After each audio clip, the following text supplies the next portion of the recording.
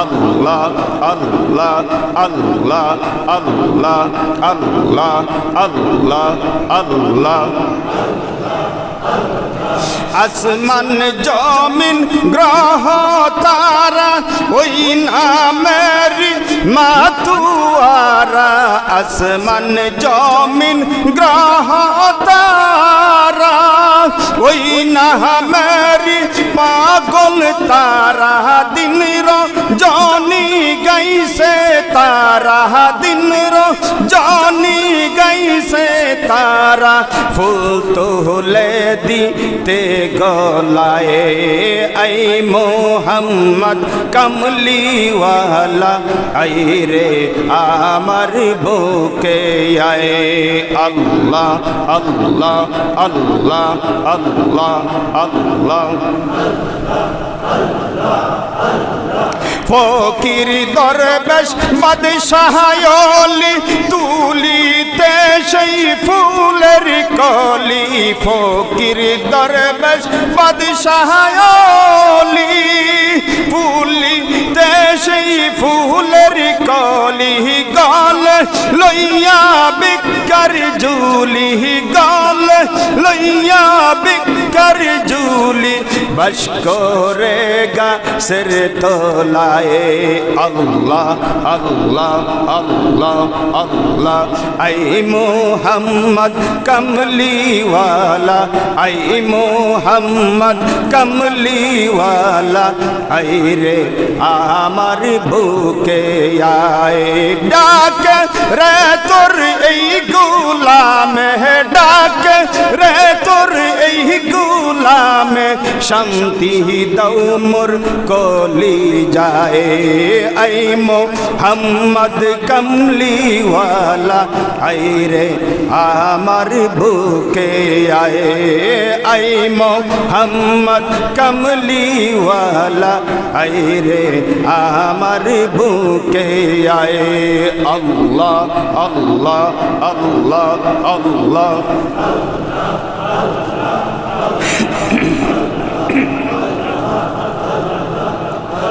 লা ইলাহা ইল্লাল্লাহু মুহাম্মাদুর রাসূলুল্লাহ জবান খুলে বলুন না আলহামদুলিল্লাহ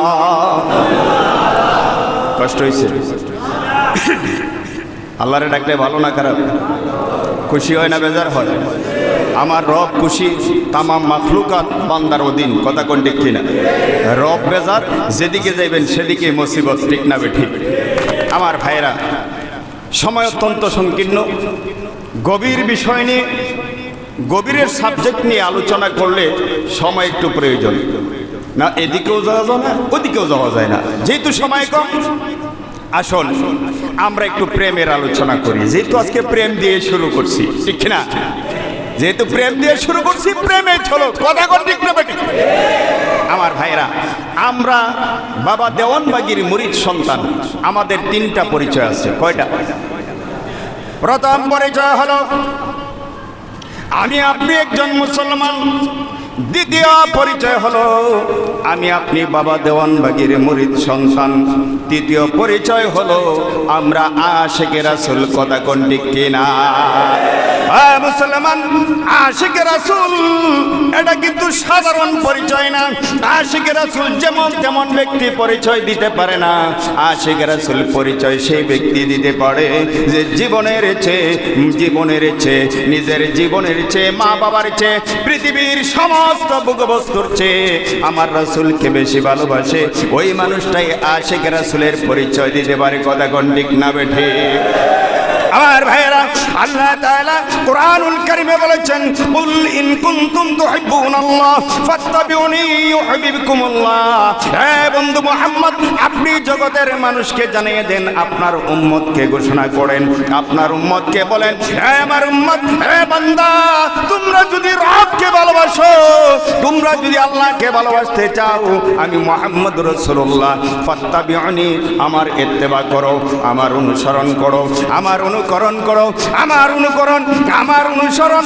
আমার চরিত্র যদি ধারণ করতে পারো বান্দা আল্লাহ ঘোষণা করেছেন ইউহিব্বুকুমুল্লাহ জোরে বলেন সুবহানাল্লাহ আল্লাহ নবী মুহাম্মদ রাসূলুল্লাহ সাল্লাল্লাহু আলাইহি সাল্লাম ডাক দিয়ে কয়, উম্মত রে, আমার আল্লাহ ঘোষণা করেছে তুমি যদি আমার আশিক হতে পারো, আমার চরিত্র ধারণ করতে পারো, আমার আল্লাহ তোমার মাসুক হয়ে যায়। জোরে কোন সুবহানাল্লাহ। আমার আল্লাহ মাসুক হয়ে, আমার আল্লাহ ডাক দিয়ে কয়, বান্দা, আমার রাসূলকে ভালোবাসার কারণে, আমার রাসূলের চরিত্র ধারণের কারণে, আশিকে রাসূল হওয়ার কারণে আমি আল্লাহ ইউহিব্বুকুমুল্লাহ তোমাকে ভালোবাসলাম।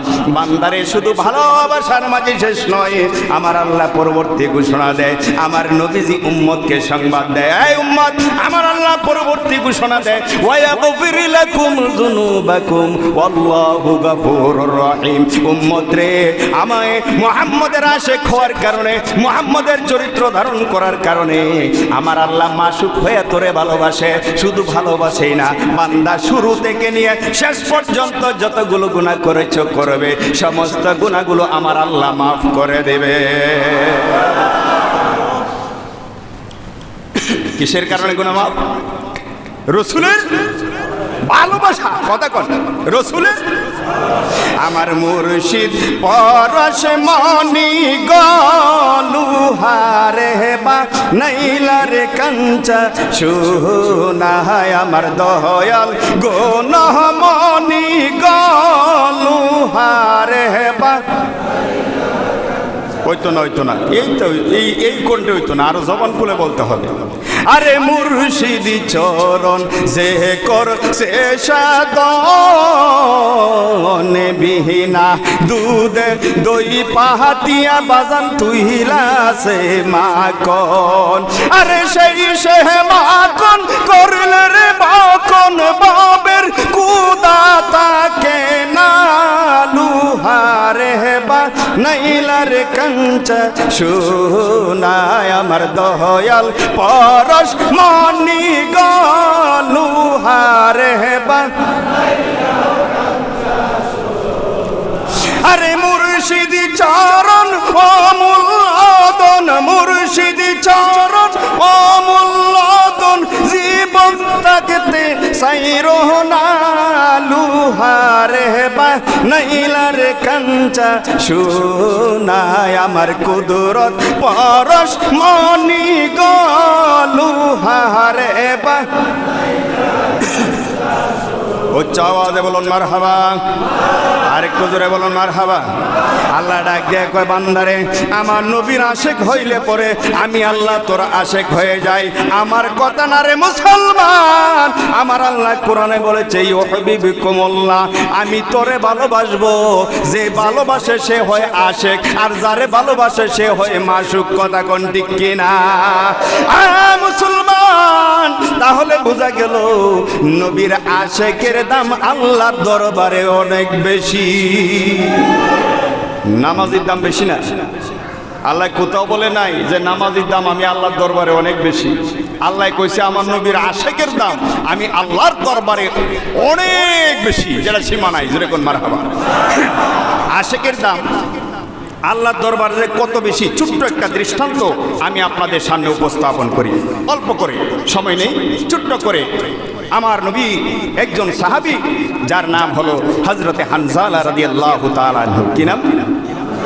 কথা বলেন, কি নাম? হযরতে হানজালা রাদিয়াল্লাহু তাআলা আনহু। মুসলমান গভীর মনোযোগ। আশিকের খয়, আশিক হইলে পরে আল্লাহর দরবারে কেমন পুরস্কার পাওয়া যায়। হযরতে হানজালা রাদিয়াল্লাহু তাআলা আনহু উহুদের যুদ্ধ যেই রাত্রে শুরু হলো, ওই রাত্রটা ছিল হযরতে হানজালা রাদিয়াল্লাহু তাআলা আনহুর বাসর রাত্রি। জোরে কোন মারহাবা। রাসূল বললেন, হানজালা, উহুদের যুদ্ধ তো আজকে শুরু হবে, বেঈমানেরা যুদ্ধ ঘোষণা দিছে, আমাকে মোকাবেলা করতেই হবে। হানজালা, আজকে তো তোমার বিয়ের রাত্রি, তুমি যাওয়ার দরকার নাই, তুমি বেগমদের সময় দাও। বাকি সাহাবীদেরকে নিয়ে রাসূল চলে গেলেন। মারহাবা করুন। গভীর রজনী, যুদ্ধ চলে। এমন সময় বেঈমান কাফেররা ঘোষণা করে দিল, মুহাম্মদ নাই, মুহাম্মদ নাই, মুহাম্মদ কুতিলা মুহাম্মদ, মুহাম্মদকে কতল করে ফেলা হয়েছে। সাহাবীরা ডানে তাকায়, বামে তাকায়, সামনে তাকায়, পিছনে তাকায়, কোথাও রাসূলকে দেখা যায় না। আল্লাহর নবীর এই মাথা মুবারক দিয়ে লোহার করা বেদ করে বেঈমান কাফেরদের আঘাতে রক্ত জড়তে জড়তে আল্লাহর নবী একটা গর্তের মাঝে পড়ে গেলেন, কিন্তু আল্লাহর নবী শহীদ হন নাই। জোরে কোন মারহাবা। সাহাবীরা মনোবল হারায় ফেলল, কোথাও নাই রাসূল, নাই রাসূল নাই। এবার সাহাবীরা ঘোষণা দেয়, কোথায় মদিনাওয়ালারা? ও মদিনার মুসলমান, শুনে নাও, মদিনাওয়ালার নাই, মদিনার রাসূল আর জীবিত নাই। উহুদের ময়দানে বেঈমান কাফেররা শহীদ করে ফেলেছে। এমত অবস্থায় হযরতে হানজালা রাদিয়াল্লাহু তাআলা আনহু বাসর রাত্র উদযাপন করে আমার ভাইয়েরা গোসল করার জন্য অত পুকুর পারে, পুকুরের ধারে অথবা ঝর্ণার ধারে গিয়েছেন লুঙ্গি কাঁধে নিয়ে। জোরে কোন সুবহানাল্লাহ। এই আওয়াজটা যখন হযরতে হানজালা রাদিয়াল্লাহু তাআলা আনহুর কানে আসলো, কুতিলা মুহাম্মদ, বেঈমানেরাও কইছে, এবার সাহাবীরাও কয় রাসূল শহীদ। হযরতে হানজালা মুহূর্তের মাঝে দুনিয়া ভুলে গেল। হযরতে হানজালা মুহূর্তের মাঝে দুনিয়া ভুলে যায়, গোসলের কথা ভুলে যায়, গোসলের কথা মনে নাই। কেমন আশেক পরে, কেমন আশেক হলে পরে মুর্শেদের হত্যার খবর শুনতে পারলে, মুর্শেদের কতলের খবর শুনতে পারলে দুনিয়া ভুলে যায়, জিন্দেগি ভুলে যায়। হযরতে বেলাল অর্ধেক আযান দিয়েছে, আযান ছেড়ে দৌড় মারছে, আর আযান দিব না, যেই মদিনায় রাসূল নাই আযান দিব না। আমার ভাইয়েরা, হযরতে হানজালা রাদিয়াল্লাহু তাআলা আনহু এবার গোসলের কথা বলে গিয়ে বিবির কাছে যায়, বেগম রে, বেগম, আমার শিওর দেখো খাপের ভিতরে তরবারি, তরবারিটা দে, দেখা হবে তোর সাথে হাসরের ময়দানে। আপনি যাবে, আমি যাব। মদিনার হুর, সুন্দরী রমণী, ঘরের ভিতরে নববধূ। হানজালা ঘরে প্রবেশ করে না। বেগম ডাক দিয়ে কই, স্বামী, আপনাকে ভালো করে যত্ন করতে পারি নাই, ভালো করে দেখাও হলো না, সাক্ষাৎ হলো না। আপনি চলে যাবেন, মেহেরবানি করে একটু ঘরের ভিতরে প্রবেশ করেন, আপনার সাথে আমি কিছু কথা বলে নেই, ভালো করে দেখে নেই, যেন হাসরের ময়দানে আমি আপনাকে চিনতে পারি। হযরতে হানজালা ডাক দিয়ে কই, বেগম, আমি আর একটা মুহূর্তের জন্য ঘরের ভিতরে প্রবেশ করব না। বেগম ডাক দিয়ে কই, স্বামী গো, আপনার উপরে গোসল ফরজ মনে আসেনি? কয় মনে আছে, কিন্তু মনে থাকলেও ভুলে গিয়েছি।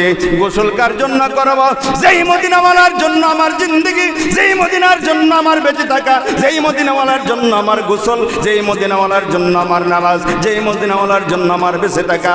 ওই মদিনাওয়ালা যেহেতু আজকে মদিনায় নাই, উহুদের ময়দানে বেঈমান কাফেররা শহীদ করে ফেলেছে।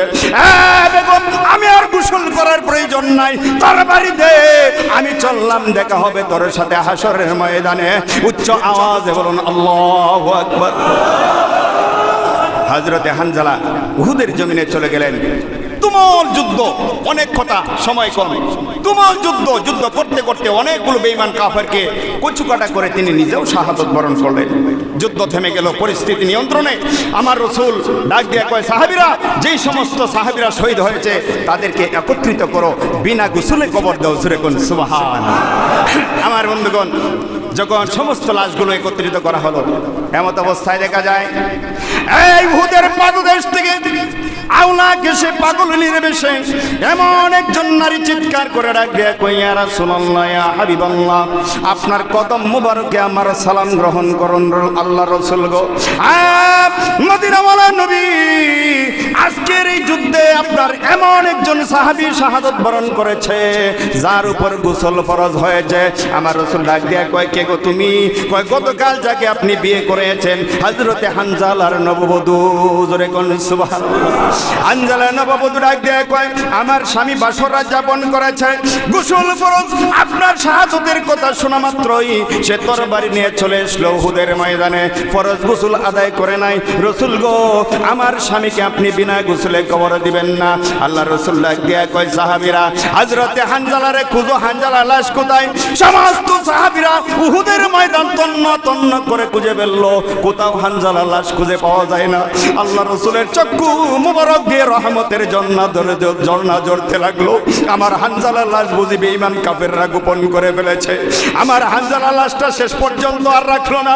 এমন সময় আল্লাহ তাআলা ডাক দিয়ে কয়, জিবরাইল, জলদি করে যা মদিনা উহুদের জমিনে আমার মদিনাওয়ালা নবীর কাছে।